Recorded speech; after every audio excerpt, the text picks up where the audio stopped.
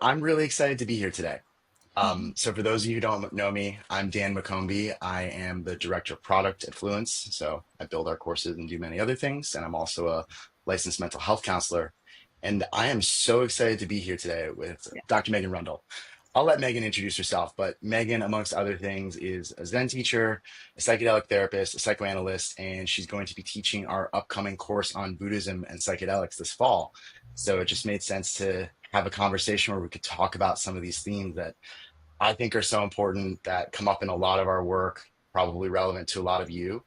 And we're just so excited to have you here, Megan. Thank you. So, just to get us started off, would you mind just sharing a little bit about who you are and what brought you to this work and what brings us to having this conversation today? Sure. Well, first of all, thank you, Dan and Fluence, for inviting me. And it's really nice to have an opportunity to connect with you all. Um, so, I am, as you mentioned, a psychologist, a psychoanalyst, a Zen teacher, and a psychedelic therapist. And my journey really began in college, where sort of two things happened right at the same time. I took an amazing world religions class, and the professor offered meditation before class. And so I started to do that. And it really opened my eyes to the nature of my mind. And that same semester, I took mushrooms for the first time and had a very powerful journey in which, really, and those things together really kind of changed the course of my life. They got me really interested in the nature of mind. And I followed that thread through to continuing a meditation practice and continuing to study psychology. Um, as a younger person, and kind of forgot about the psychedelic part until I started to read about the research that was coming out 10, 15 years ago, and recalled that early um, mushroom journey when I was 19 years old, and it really set the course for things. And I really put it all together that this is an incredibly powerful combination. Hmm. Thanks so much for that. And Megan, we're trying to be mindful of the space we have, but Megan's got a lot. You've got a lot of background, a lot of different roles you play. So I encourage folks who are in this room to take a peek at her website and learn more about her, just to see the wealth of background and experience Megan has. But I think that's a great way of framing this conversation. Thanks. So we're here to talk about a specific scope within these very big themes that literally you will be teaching a whole course about. But this idea of self, right? It's the idea of self or not a self is so central to themes of psychoanalysis, Buddhism, and it comes up so much in psychedelic practice. So what I'm wondering is just to frame the conversation, how Yeah. can Buddhist knowledge and Buddhist philosophy and practice inform an understanding of how psychedelics work and how clinicians practice psychedelic care? You just named how that was so inspirational to you. So, what might be worth our audience knowing? Well, there's a lot to say about this. I think Buddhism, both the philosophy of Buddhism and also Buddhist meditation practice over time, are really wonderful as both preparation and integration tools in psychedelic therapy, as well as very helpful in navigating the journey itself.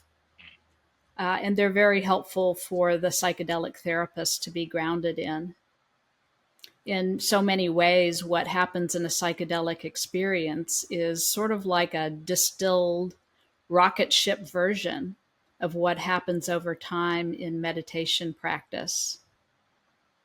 So I'll just share a few points about points of similarity between Buddhism and psychedelic therapy. The thing we'll be focusing most on today is the nature of self, ego, and what ego dissolution really means. And so we'll be talking more about that. But basically, in Buddhism, there is no fixed self. And kind of understanding more about what that means can help us understand what the phenomenon we call ego dissolution really means and how to work with it and understand it. But a few other things that are worth just touching on, and these are things we'll be touching on in much more depth in the Fluence course this fall. One is just the importance of mindfulness and other meditative skills as capacities that are incredibly beneficial in psychedelic therapy. They help us navigate the mind by observing thoughts and sensations and emotions without either identifying with them or pushing them away. So it's a way of having a good relationship with our experience. Because psychedelics tend to amplify inner experience, it's really helpful to have a tool like mindfulness or meditation to navigate the challenges by fostering a kind of a witness awareness to reduce the likelihood of overwhelm or ego dissolution trauma. Mm-hmm. A couple of other things that I think are really important just to touch on is the Buddhist emphasis on an ethical foundation, which is always in Buddhism a preparation for even beginning meditation practice. And also the emphasis in Buddhism on the vital importance of compassion, Mm-hmm. both Mm-hmm. compassion for the other and self-compassion. There's also a really important emphasis in Buddhism on what we call the middle way, which is a way of avoiding extremes. The extremes could be indulgence on the one hand or denial on the other hand. And in psychedelic therapy, it can look like either idealizing experience on the one hand or kind of rejecting it. There's also a lot of emphasis in Buddhism on preparation and setting. These are incredibly important in sort of Buddhist meditation retreats, for example. So I think that these are some of the ways that Buddhism really can inform a psychedelic therapy development. Mm. Those are all so important. I really hear that. A lot Yeah. of those land with me, and I think reflect on things I've personally experienced, both practicing Buddhist traditions and practices and psychedelics.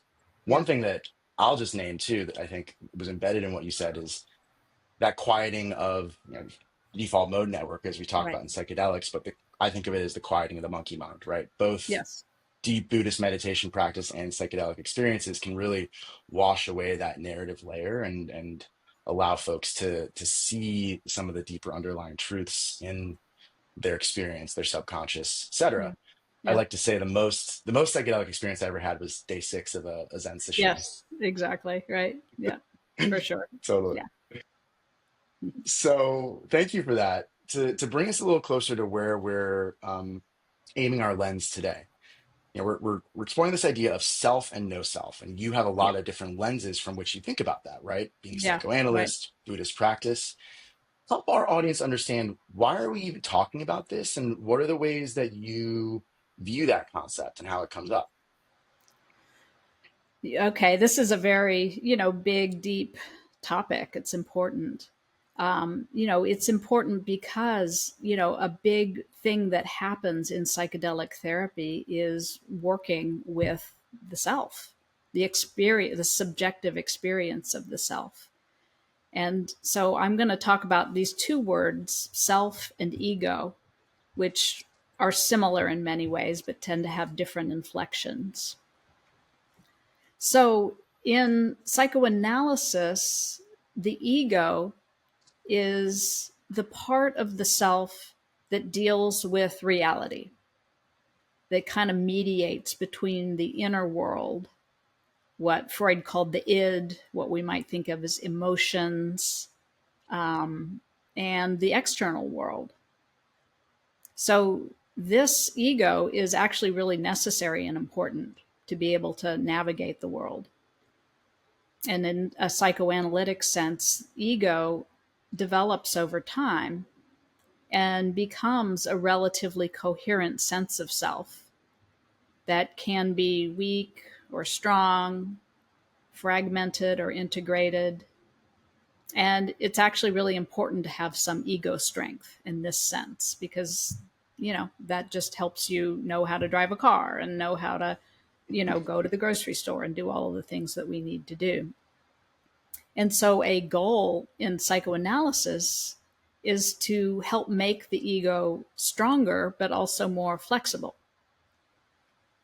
And so at first glance, this can seem kind of different from Buddhism, where a key truth is that there is no permanent self, right? This is what we call anatta, no self, or no soul.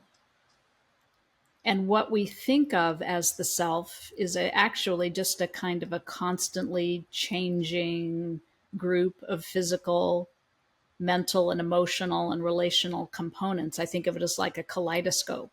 It keeps changing, but it sort of gives the impression of being a coherent whole. And in Buddhism, there's this important idea that belief in a fixed self, a kind of reified self, is actually a major source of suffering. Mm. And so a goal of Buddhist meditation practice is deep insight into the constructed nature of the self and the impermanence and interconnectedness of all things. And these things can kind of seem contradictory, but they actually speak to a kind of a polarity, like a creative tension in which both sides are necessary for optimal, functioning as a human being. Mm-hmm. Mm-hmm. Hmm. So with that in mind, then there's the idea of the no self, right? Which you've Right. expounded on a bit, but that so directly connects to this idea that gets talked about a lot in psychedelic, it comes up a lot in psychedelic experiences, but I would argue maybe gets talked about even more than it actually occurs, which Yeah. is the idea of ego dissolution, Right. which has some connections to this idea of no self, but obviously there's a lot of nuance there. So can you help our audience understand, what is ego dissolution really, and what do people get wrong about it, or what does it really mean to you from your frame? Sure. Yeah. I think that this term ego dissolution can be a bit misleading. It's not really a fixed state. It's not like you reach a state of ego dissolution and then your ego is dissolved and everything is permanently changed. It's more like a continuum. I tend to think of what happens with both meditation and psychedelics is something more like ego loosening. Mm, So the kind of sort of rigid and fixed sense of self that we often carry around with that kind of default mode network spinning, is can be kind of challenged, loosened, reconnected, expanded, and just sort of opened up to new possibilities. So it's not like there's a binary state of ego and then ego dissolution, but it's more like we're moving along a continuum that changes over time. mhm, So it's not really ego dissolution isn't really like a thing. It's sort of an ideal or a platonic ideal that I think it's a little bit dangerous to kind of reify and fix on as a goal. mhm, mhm. And how would you look at this idea through, like, connect it to the idea of no self in Buddhist practice, right? How are those two things linked, and how can we maybe better understand this idea of ego loosening Right. from the Buddhist view? Right. So it's a great question. I think I want to actually start by saying something in support of the ego, the importance of the ego.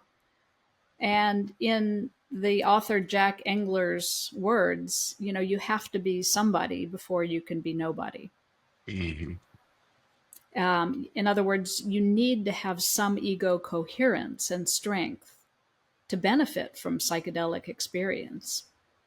Otherwise, it can just be terrifying and fragmenting. And Mm, that can be a true thing for some people.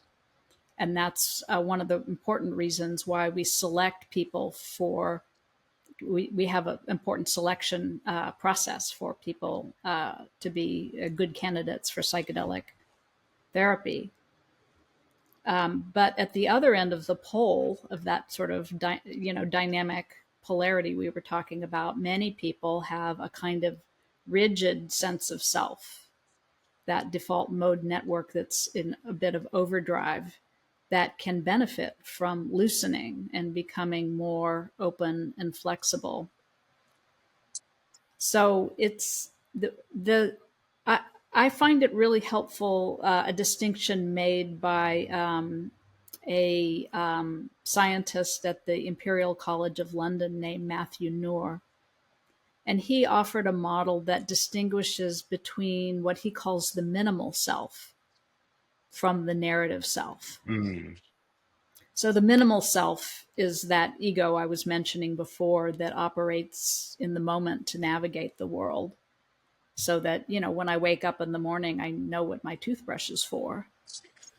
And the narrative self is our idea of who we are, the stories that we start to spin, all of the conflicts and the defense mechanisms and the memories and the impacts of trauma.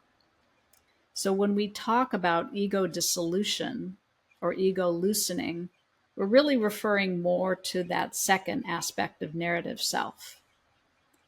That can be, sometimes people can have an experience of radical expansion, disidentification with the narrative self, and just seeing, opening to many new possibilities, including kind of the sense of the self is no longer just me in my own little, skin bag, but a sense of me as identical with the universe. So it's a very mhm, expanded sense of self or ego.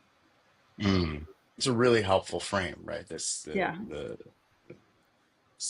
different sides of that spectrum, that continuum, as you said, and how psychedelics can really help solidify a healthy ego in a lot of Yeah. ways, and help uncover that. So I want to dive into a little more a point that you made earlier and have touched on, which is when you look at someone's relationship to their sense of self and identity, how does that help you understand? Let me restate. How does that relationship to self and identity determine whether these kinds of psychedelic experiences can be helpful, beneficial, or possibly detrimental or destabilizing? Right. Yeah. It's a good, really important question. And I think one of the biggest and most important challenges ahead of us in this, brave new world that we're entering is just selection criteria. So there are some people who are just probably not good candidates, and they're people with a poorly consolidated or fragmented or weak sense of self. So I think we all hear, for example, people with psychotic disorders are not good candidates for psychedelic therapy because they're already so fragmented Mhm, and sort of weakly cohered that we just don't want to amplify that. And there are many other kinds of people with, um, and these aren't absolutes. I don't want to say that anything is absolute, but generally people with dissociative disorders, people who have sort of untreated complex trauma where they're very fragmented people, mhm, anybody who just does not already have a more or less stable sense of self, needs to build ego strength before they're a good candidate for mhm, psychedelic therapy. And the people who are the best candidates are people who I guess we would call in psychoanalytic terms in the neurotic range, right? So people who are anxious and depressed and a little bit stuck, stuck on a sense of self and a sort of narrow, rigid identity that is mhm, confining. mhm, And that's the thing that we want to be able to expand mhm, and make more flexible. mhm. So when you say rigid and attached, that reminds me of something you and I talked about when we were prepping for this conversation, Mhm. which is people's attachment or fetishization of the idea of ego dissolution and how that's something they need to expect or something that they want to keep having. And Right. I thought you had a great take on that. Would you share your take on this with our audience? I think it's a really important Oh, frame, yeah. especially for folks who do integration and maybe see people coming in with these kinds of viewpoints. Absolutely. I do think it's a good word that it gets fetishized, this idea of ego dissolution. And the irony is that people who have had a kind of a no self experience or an experience of ego loosening or even dissolution with psychedelics can often sort of seize on that as a new identity. And it can become a sort of a point of pride. And actually, it feeds into a kind of a narcissism, really, Mhm. a kind of idea that I am better, I have seen the truth, and therefore, I'm kind of unassailable. um, I mean, that's, I'm speaking in extremes a little bit, Sure. but that can become a kind of goal and a point of identity. And, that can become a dangerous thing in itself. So I think the truth is that people, whether you're working with psychedelics, in meditation, both in psychoanalysis, any of these modalities, we're always in a kind of flowing between, Mhm. having a sort of looser sense of self, very expanded, and then kind of constricting and tightening around it in different kinds of ways. And so I think this is where a lot of humility is really important. I don't think that there is some permanent state of ego dissolution that anybody reaches, nor would that be a good thing. That it's more about having a kind of flexibility and a humility about that, and not seeing some kind of permanent and kind of, I don't know, preternaturally wise place that one can get, which is an Mhm. permanent ego dissolution that becomes a new kind of narcissistic sensibility, and that can lead to a lot of abuses and Mhm. problems in our Mhm. communities. 100%. Yeah. We're currently running our Colorado psilocybin facilitator training Mhm. course, and this is something that we chose to really focus on in some of the case studies because Mm. it's a lot of things that people expect around, reemergence of trauma or very fragmented experiences, but the folks who feel really attached to their insights and Mhm. what psychedelics are pointing them to or their attachment to psychedelic work is kind of a hidden, yeah, just a hidden risk, I would say. I think, I think it's a yeah. phase for a lot of people. It's, and the Hmm. same is true in meditation. You go through a phase where you have certain experiences and you get really excited and you feel kind of special. Hmm. And, it's easy to just get stuck there. I mean, it's not a terrible thing in and of itself. But it's important to realize it's kind of a phase Hmm. that, one will inevitably move out of. It doesn't last. Hmm. One of the key principles in Buddhism is impermanence, right? Hmm. Is not some state of insight or awareness that we get to that we can just then we're just living there.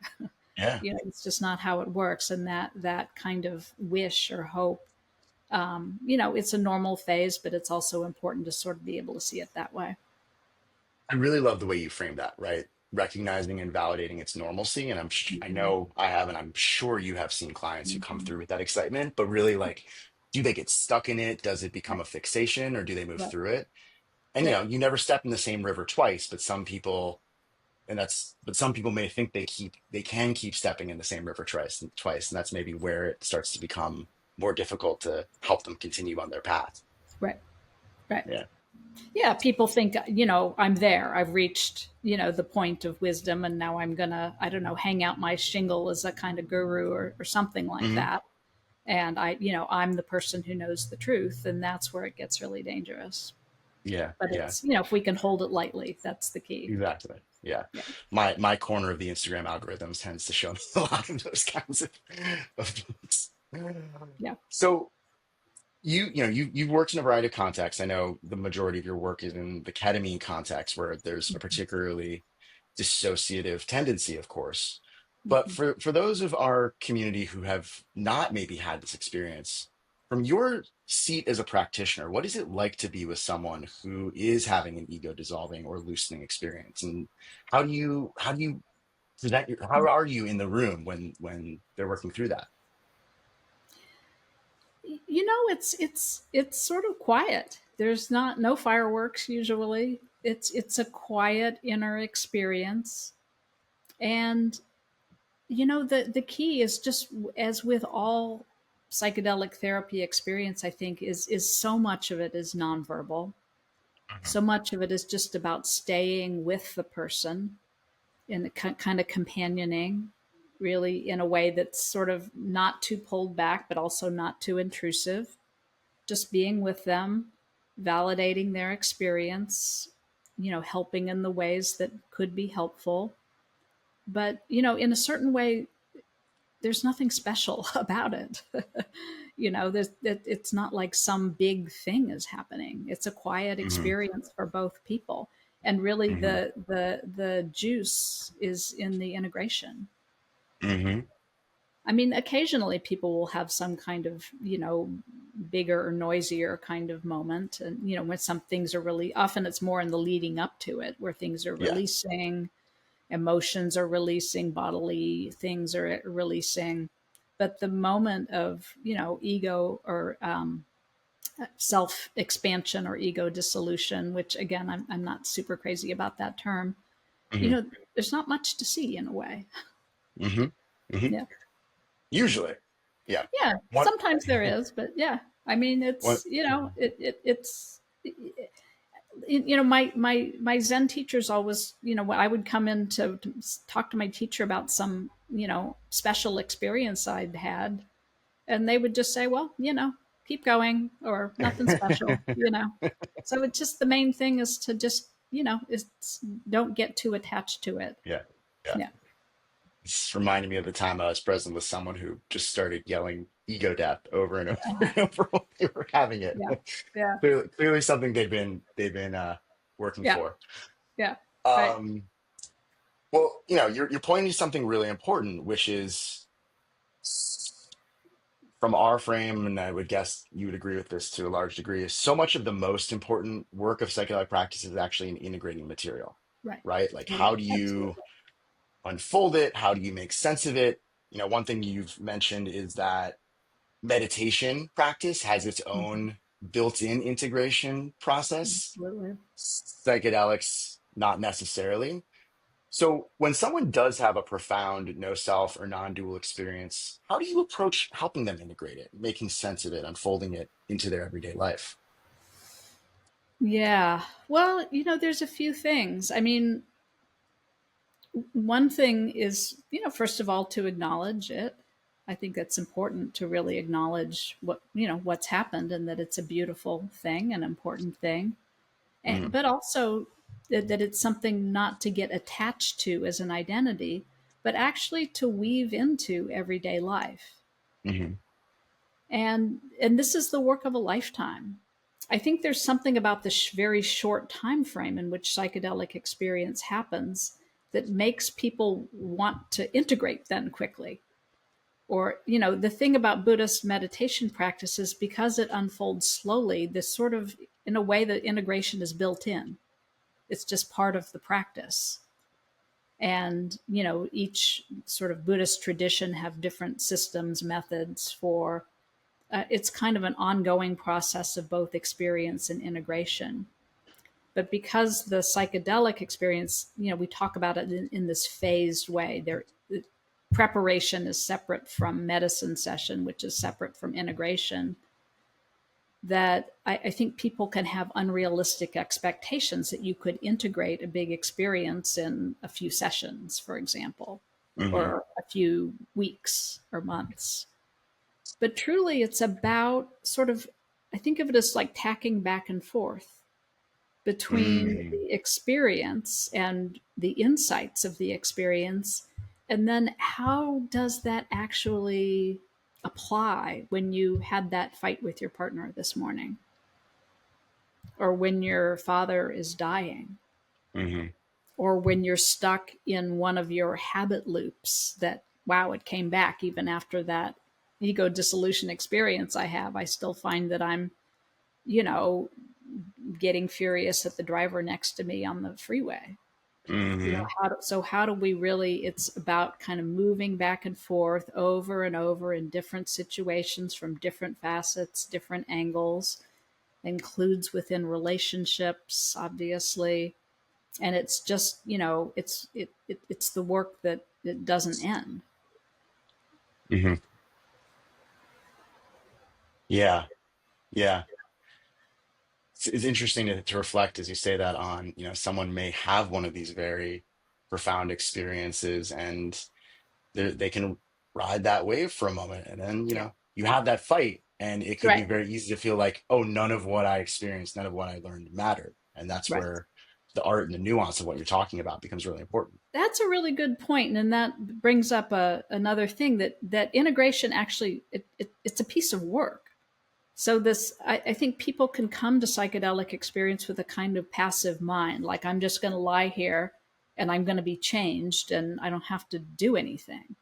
I can just expect to automatically be different. But Hmm. that is the point, that integration is a piece of work where you have to really remember the important feeling insights, sort of experiential, bodily felt, you know, however one experienced it, and actually apply it. And that Hmm. takes effort. That takes consistent effort over a long time. And it that kind of passive orientation is going to make, you know, the thing that happens is that the psychedelic experience, well, that was a cool thing that happened to me, but Hmm. it didn't change me permanently. Hmm.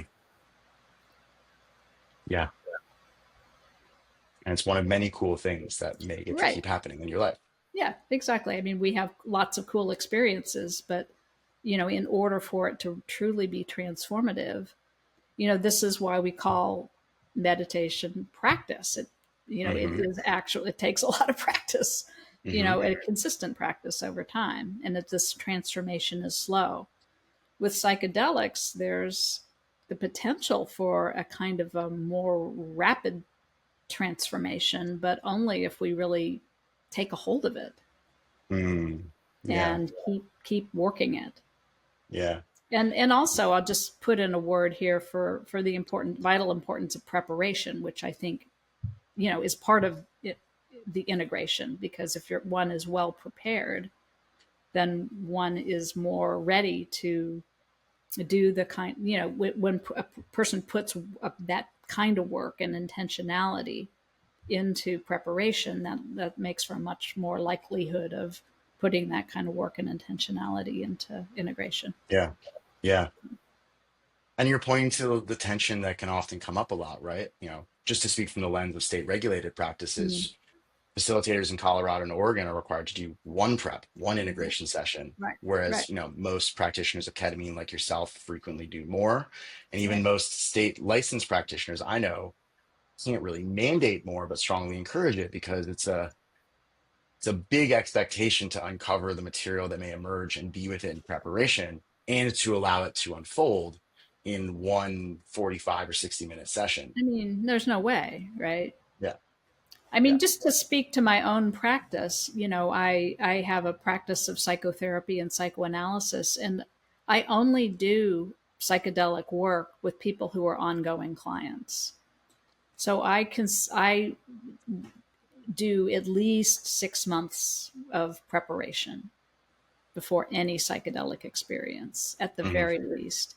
I want to Hmm. really know a person, build trust with them, talk to them about what they're hoping for, how to truly prepare over the course of months, Hmm. you know, with practices like meditation, you know, other kinds of important practices, and really help them slow down and reflect and truly prepare, you know, so that they're in the best possible mind state. And then the Hmm. integration lasts again for months, years. It's an ongoing process within the psychotherapeutic or psychoanalytic relationship.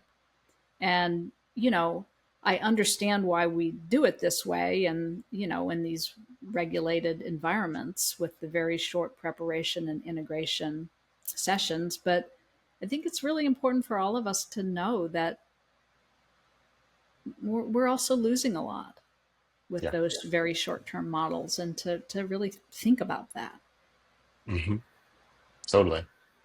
And also, that's why so many practitioners who may just do psychedelics really highlight the importance of someone having a regular therapist Right, that they get to work with for right, preparation and integration, who has some frame of familiarity with prep and integration, which is kind of the model we teach about in our psychedelic harm reduction and integration courses, because right, not everyone can or wants to sit in the room with the psychedelic, but wants to be able to support folks who choose to have their own experiences. right, right. Right. And so I think the education of all therapists who are not psychedelic therapists about, you know, psychedelic work and what good preparation and integration can look like is really important as well. 100%. Yeah. So we're going to turn to cute questions and hear from the audience in a moment, but Yeah. I wanted to just take this a little more to the heart of things for you. You know, we're looking at various angles of how your Zen Mm-hmm. knowledge and practice informs how you work with psychedelics. But for you, as an individual, as a human, as a practitioner, how has your Zen practice shaped the way that you show up as a therapist, but especially as a psychedelic practitioner? Well, there are a few ways. I think that probably the most important one is just some of the qualities of attention and companioning that a long time practice brings. Hmm. I think it's really, really helpful for any psychedelic therapist to have some way. It doesn't have to be meditation of really cultivating a quality of presence. That's the most important factor, really, Hmm. to really understand what sort of uh, solid, containing, but not unintrusive presence is, and a kind of a quality of being with, of bringing solidity and wisdom and compassion. And just people pick up on that. Hmm. So I think that's a really important thing. Hmm. Um, just the quality of presence one brings. But then Yeah. I think it's really helpful too to have some frameworks to understand. I mean, we're just touching on so many important things today, right? That could be expanded upon so greatly, you know, in working with expanded states of consciousness, of understanding, you know, kind of little bit philosophically about what happens when a person is in an expanded state, which of course is what happens in meditation as well. When things get weirder, you know, and bigger, and the Hmm. sense of self is really different, and all kinds of things can come in, and they need to be navigated. So there's a sort of a set of, it feels like sort of navigation tools that that a meditation practice can really help with, and a kind of it's kind of like a an understanding of the nature of mind and reality, that help a person just have a, not that there's a map exactly, but at least a kind of a rough sense of the territory that we're in. Hmm. So those are some of the things. And then, you know, just this, you know, as I mentioned before, and it gets underplayed, I think, in psychedelic spaces, the vital importance of like ethics Yeah. and containment and being principled and sort of not going off onto basically an ego trip, Hmm. but staying really solid and humble within the context of traditions that are Hmm. much bigger than ourselves, really feeling the importance of our ancestors, Hmm. which can be our personal ancestors, the ancestors in our traditions, you know, in our landscapes, you know, that a sort of feeling of being embedded in a kind of a matrix of ancestors is so important. It kind of keeps our sense of our own importance in check and Hmm. helps us just feel ourselves as a kind of vessel, of wisdom and compassion that isn't ours. It's not like mine. I don't own it. It's something that I like to hope to be able to channel sometimes, in the service of benefiting all beings. Mic drop. I love that frame. Thank you. Yeah. One thing that you said opened up a new understanding for me is this idea of ethics, right? Both Hmm. both Buddhists teaching and practice, when I'm thinking about things like Zen centers and monasteries and so forth, there's a really, and psychedelics, they both have a really inherent ethical obligation, but Hmm. neither are regulated, neither have a formalized code of practice yet. It's Hmm. that idea of ethical practice is passed down through lineage, Yeah. and that's really important. And simultaneously, because they're both forms of non-ordinary states where people have can express deep vulnerability, ethical abuses have so much more harm and impact, right? You look at what Absolutely. happened with the Shambhala Right. lineage in the United States. You look at what happened in clinical trials, and I mean, any ethical violation in psychotherapy can be deeply harmful, but those stories that you and I both heard, much of our audience have heard, just show how much even more important it is that there's not just a code of ethics, but an intuitive foundational sense of what ethical practice and ethical space holding really mean. Right. And I think, in Buddhism, traditionally, one learns and practices ethics before one ever starts a path of meditation. The ethical framework is kind of the vessel in which the expanded states can be safely held.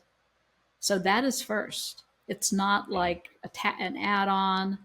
It's not, a legal thing. It's the basis upon which everything else rides.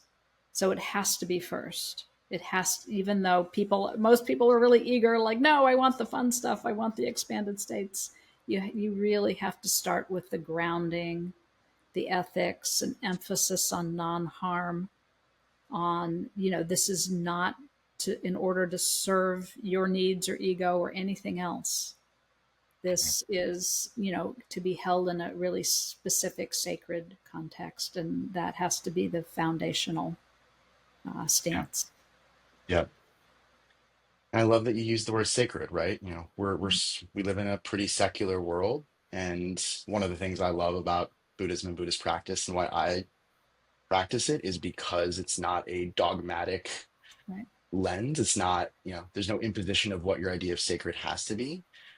But both psychedelics and Buddhist practice and psychotherapy all allow us to find sacred meaning in the things we encounter in our life, in our relationships, in our own sense of humanity. So yeah, I love that you named that. Yeah. Yeah. And I think that if I asked what sacred means to you and what it means to me, it might be kind of different. So there's something both personal and universal about that, which is really sort of lovely. And there's a lot of room in between for beautiful variations. Mhm. Yeah. Well, I know that we've got good sized audience here today, and I'm betting that we've raised some things that have questions for you. So I would love to hear from folks. What would you like to hear more about? What curiosities have emerged to you? And while people are reflecting on that, one that I'll name that came up from Steph is asking about doing another round of psychedelic treatment. And I'll contextualize that in your practice, maybe. Given the way that you work, how do you understand when someone might be ready for another course of psychedelic experiences, whether or not they've had an ego dissolving experience necessarily, but maybe especially if they have? Mm-hmm. Well, I guess I think of it as somebody who, and I'll use ketamine because that's the main thing that I work with in my practice. Once a person has had a ketamine experience, or two or three or more, that we talk about it obviously in the next meeting. We talk about what happened. We talk about how that is then playing out in the person's life. And sometimes there's a feeling of there's more. Like that gave me an intimation of something more that I want to explore. Um, and sometimes it's more like a person feels kind of like greedy, like, Mhm. like that was cool. I want more of that cool thing. It feels more Mhm. graspy, what we would call in Buddhism, like grasping or clinging or kind of greed. And that's different from something that feels meaningfully, at least a little bit integrated, and a person having a sense of there's another step that I want to take, there's more that I Mhm. want to explore. And it also brings up a really important question, I think, for all of us of what's enough. When is there a time when a person has had enough, whether it's a client or ourselves, is there enough psychedelic experience to maybe take a big pause, or maybe a small pause, or maybe a big pause, or maybe a lifetime pause. Mhm. And there could, I think that there does need to be a sense that there can be times when, like, I've had enough for now, and my task now is integration. It's not just endless experience and exploration. I know there are many people who love that exploration. Mhm. I don't mean to diss that, but that the integration is really the true work. 100%. Yeah. Hmm.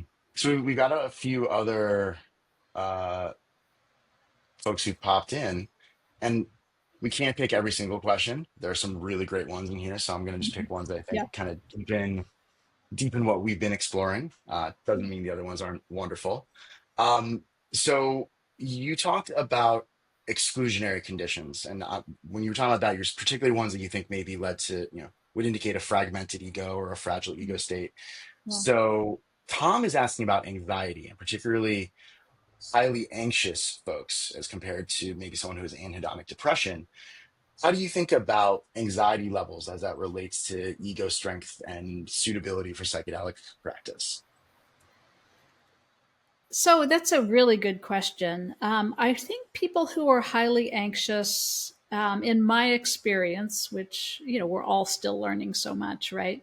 They may need a special kind of preparation.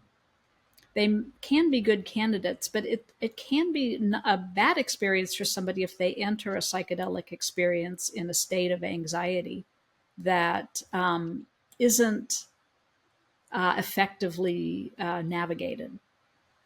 So I think the preparation for highly anxious people is to learn to kind of surf or navigate their Mhm. anxiety, to kind of again, it's that mindfulness to be able to say, I'm feeling anxious, which is really different from, oh my God. So to sort of be able to have that kind of mindful witness place with anxiety, to be able to turn towards anxiety rather than running away from it, which of course is so natural, that's a hard thing. So I've had experiences with people who I thought were ready to navigate a psychedelic experience, who were very Mhm. anxious, but is the moment they start to feel a little less control, they they start to just tense up and push it away.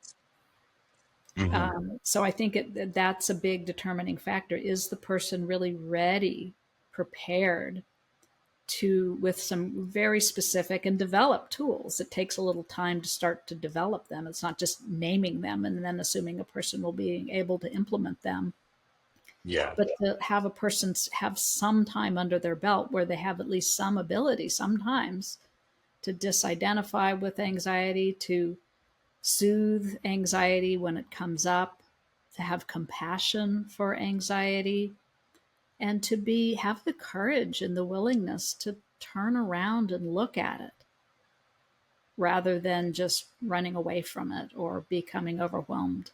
So it does take a decent amount of preparation, I think, and true development of some of these skills in order for that Uh-huh. person to really benefit the most from psychedelics. Otherwise, some people can just a psychedelic kind of pierces all of that and they can have a good experience. But some people just get overwhelmed and it's, Yeah. they're just in a state of terror. It's not, we don't want that. It's a really good point, right? Especially as they may be entering that moment where their ego is starting to dissolve. It can Right. cause a lot of terror if they don't have the grounding to really be present and yeah. Some people with deep anxiety, I'm in here, I'm putting a little bit more my psychoanalysis hat on. It comes from often a sort of maybe a deep trauma, Hmm. and there are these primitive fears of falling forever or just dissolving in a terrifying way. And when those Hmm. sort of primitive fears get tapped into Hmm. in a psychedelic moment, they just lead to a kind of fragmenting terror that is not, it's not helpful. Yeah. Yeah. It can be a lot to integrate. Yeah. Um, so there's a question that came up that I'm going to jump to because I love this. And I think it really speaks Mhm. to the intersection overlap between Buddhism and psychedelic practice. End of life, right? Uh-huh. Some of the most there's so many Buddhist chaplaincy trainings and a lot of Buddhist practice and training around being with mortality and being with others experiencing their mortality. And Right. obviously a lot of interests and practices emerge of psychedelics is supportive of end of life care. So kind of opening the field to you, but how do you, I don't know if you work with folks at the end of life or even folks who are just really grappling with their own sense of mortality and what that means to Yeah. their identity. How do you think Yeah. about these from your viewpoints? Oh boy. Yeah, it's a big topic. I don't work with people at end of life with psychedelics, but I did work at the Zen Hospice Project for a while. So I have that sense of what happens. And, a lot of what the end of life is about is a few things. One is letting go, Hmm. which is hard. It's hard to start to let go of things. And another is Yeah. making meaning of what life is about, and just orienting towards it's a different task to be letting go, to be connecting to what's important. And for many people, both of these things are just not things they practice too much. And so, again, I think, especially with people at the end of life, preparation and integration are really important. So, again, it's not just a terrifying experience, but one that, a person can be helped to facilitate, what can be let go of, what and what comes in. It's not just like then there's a void and you're just bereft, but something new can come in when we're willing to let go, when we can make a space and Hmm. new kinds of meaning and connections and joy and kind of openness to the unknown. I think that's another big part of it. The end of life brings the challenge that many of us are really scared of looking into the unknown and not not knowing. I mean, I don't know what happens when we die. I don't think anybody really knows. We can have Yeah. ideas, but truly it is facing in the unknown, and that's sort of the ultimate challenge for many of us. Yeah. Yeah. Yeah. And from the way I've seen it, there's so much solace that can come from sort of Buddhist viewpoints on life and death. Yeah. Some people come from religious traditions where they feel they have the answers, Yeah. right? Christianity teaches that. Judaism, which is the practice that I was raised in, has a less clear answer, but still says it has an answer to some degree. But Yeah. you know, the literal teachings of Buddhism state reincarnation. But then when you dive into the nuances, what does that mean? Is it a recycling of energy? Is it a, Yeah. joining a collective consciousness? Right. And psychedelics often bring those kinds of insights too. And I think for me, that's something I've seen as one of the profound connections between Buddhist practice, psychedelic work, is the overlapping senses that they can create of what is mortality. And Yeah. even if we don't know what's next, knowing that there is beauty in that unknown, and the unknown may be even better than what we're afraid of. Exactly, right. It doesn't need to be a literal reincarnation in order for there to be meaning and for there to be, at the same time that we're embracing the unknown, there's also a possibility of having faith that what comes next, it doesn't need to be terrifying, Mhm. and that we can practice that kind of letting go, and that we're letting ourselves become an open vessel for what's next, and have not a specific faith about what that is, like heaven or something, but a faith that whatever it is, that there's a kind of, it's like a Buddhist teacher said, you can't fall out of the universe. Um, I think that's a really great note to wrap up on. Okay. I really just feel the beauty of that. Megan, thank you so much for being here. I've learned a lot from this. I am going to try to take your course now because I just enjoyed this conversation so much. And thank you for sharing what you have with our audience. Anything you want to note before we wrap up? Just thank you so much, Dan, for your really lovely, intelligent, and heartfelt conversation. I really Mm, appreciate it. This has been really fun. thank you. And thanks you to the audience for all the ways you Yes. engaged and your questions. And I just really appreciate this conversation and the space we've been able to create today. Yeah. Thank you all.